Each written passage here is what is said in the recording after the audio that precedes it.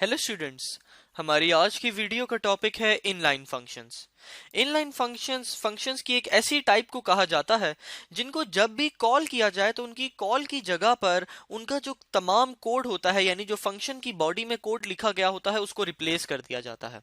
यानी function is expanded in place of the call. जहां पर भी उसको कॉल किया जा रहा होता है, उस कॉल वाली स्टेटमेंट की जगह पर उसका कोड लिख दिया जाता है।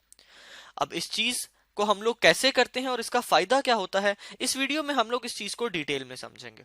तो आइए स्टार्ट करते हैं अपने एक प्रोग्राम के साथ और समझते हैं कि हमें ये काम करने की जरूरत क्यों पड़ती है। सबसे पहले यहां पर हम लोग एक फंक्शन बना लेते हैं, कोई भी एक रैंडम फंक्शन, जिसका फॉर एग्जांपल हम लोग नाम रख देते हैं fun1।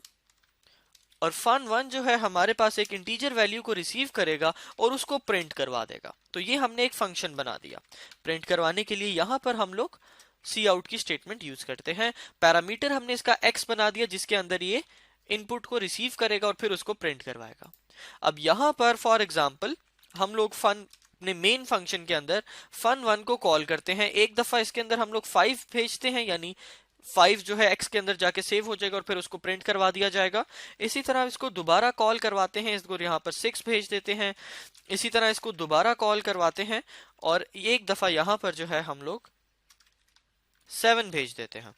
इस चीज को जब हम लोग रन करेंगे तो आप लोग देखेंगे कि आउटपुट में हमारे पास 5 6 7 प्रिंट हुआ हुआ आ जाएगा, जिस तरह के यहाँ पर चेक किया जा सकता है। अब इनलाइन फंक्शन क्या होते हैं, यहां पर आप लोग देखेंगे कि अगर इस फंक्शन को कॉल किया जाए तो प्रोग्राम जब रन होगा तो पहले कंट्रोल इधर आएगा, यानी मेन में आएगा। मेन की पहली स्टेटमेंट चलेगी तो fun1 के पास कंट्रोल आ जाएगा। जैसे ये खत्म होगी फिर दोबारा कंट्रोल इधर आएगा, फिर अगली स्टेटमेंट चलेगी और दोबारा कंट्रोल इधर फंक्शन पे आ जाएगा। फिर ये एंड होगी तो दोबारा कंट्रोल इधर आ जाएगा। फिर तीसरी स्टेटमेंट चलेगी तो दोबारा कंट्रोल इधर आएगा और जैसे ये कंप्लीट होगा तो दोबारा कंट्रोल फिर वापस मेन में आएगा। अब यहां पर इस बात को समझना बहुत जरूरी है कि ये जो कंट्रोल का स्विच हो रहा है मेन फंक्शन और ये fun1 फंक्शन के दरमियान में, इसमें टाइम लगता है। अब ये जो टाइम होता है, ये अगर हमारे पास बहुत ज्यादा स्विच आ रहे हो तो ये टाइम हमारे पास वेस्ट हो रहा होता है, क्योंकि स्विचिंग जो है काफी ज्यादा है। यानी पहले एक दफा मेन में आए, फिर मेन से fun1, फिर fun1 से दोबारा मेन, फिर दोबारा fun1, फिर दोबारा मेन। तो ये जो स्विचिंग है इसमें टाइम लगता है और हमारा जो प्रोग्राम होता है उसका ओवरऑल टाइम जो होता है वो ज्यादा हो जाता है और टाइम हमारा वेस्ट होता है। तो इस चीज को खत्म करने के लिए हम लोग क्या करते हैं, इनलाइन फंक्शन बनाते हैं। इनलाइन फंक्शन बनाने के लिए हम लोग क्या करते हैं कि जहां पर भी हम लोग फंक्शन बना रहे होते हैं, यानी फंक्शन को डिफाइन करते हुए, हम लोग उसके पीछे कीवर्ड लिख देते हैं इनलाइन।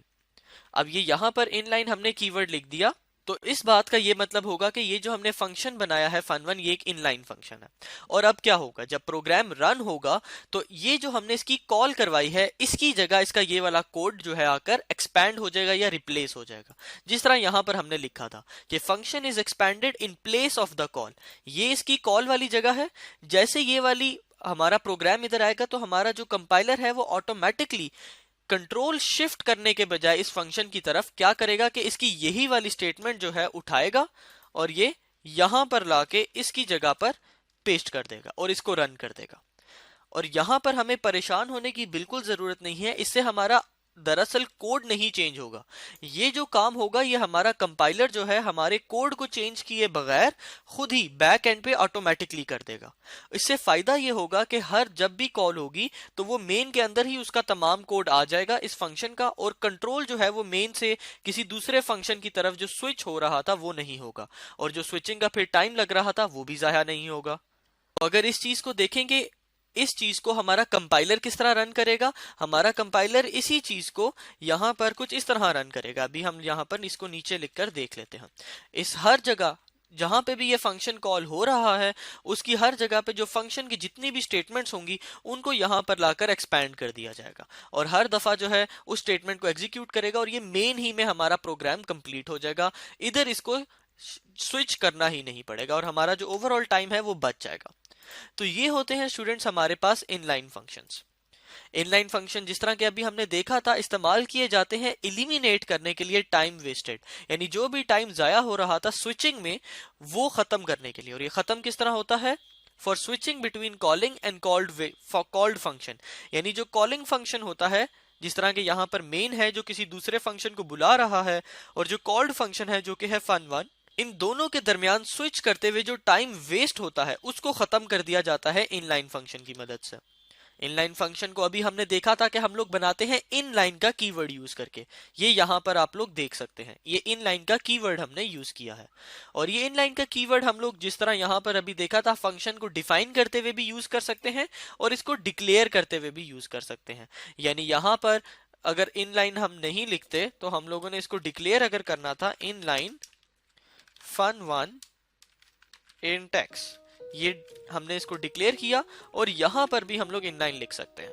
एक दफा हमने या डिक्लेरेशन में लिख देना है या उसको डिफाइन करते हुए लिख देना है, दोनों एक ही बात है। और इसी तरह हमारे पास ये एक एग्जांपल लिखी हुई है कि इनलाइन फंक्शन के पहले लिख दिया, फिर उसकी टाइप, जो भी उसकी रिटर्न टाइप है। For example return type int थी, यहाँ पर कुछ रिटर्न नहीं हो रहा था तो हमने कुछ नहीं लिखा, लेकिन अगर ये इंट रिटर्न कर रहा होता तो यहाँ पर सिंपल इंट लिख देते, यानी टाइप, फिर फंक्शन का नेम और उसके पैरामीटर्स। तो स्टूडेंट्स, ये होते हैं हमारे पास inline functions. Thank you students.